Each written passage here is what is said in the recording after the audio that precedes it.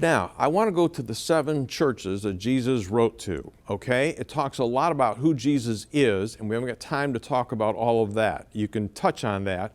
But then he talks about the fact that he is right in the midst of these churches and he's watching what they are doing. There's an application that is still for all of us today, and that's what I want to get to. What's the application that you would use from Jesus writing to the 7 churches, what he told them, that is still true about us today? Well, John, it is in all of the letters that he wrote. He starts with a personal salutation, and that's the way you start writing a letter.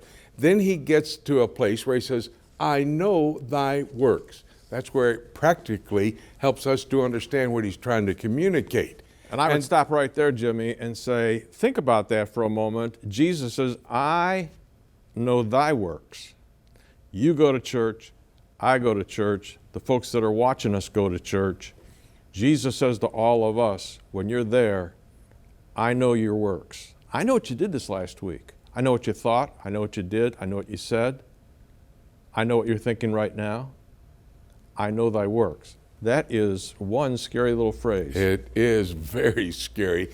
Remember, his eyes like flames of fire, so he's watching everything that's going on. John was the pastor of the church at Ephesus before he was imprisoned on the Isle of Patmos. And the letter that Jesus wrote to, and by the way, these are the last words of Jesus Christ, so these are key phrases that we're going to think about. He says to John, to the church at Ephesus, you've left your love.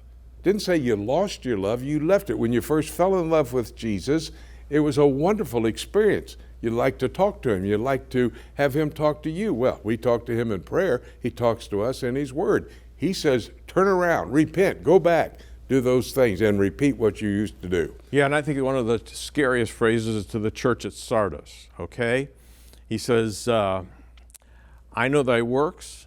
You got a name, and thou livest, but you're really dead. Dead. Okay? And I think of how many churches, they got a name, and the folks go to the church, but Jesus walks among them, and he looks at them, and he says, really, spiritually, you're dead. And I wonder how many that applies to. It certainly does apply to a lot of the churches today, and that's key. Many people say the Church of Laodicea is the time in history in which we're living today.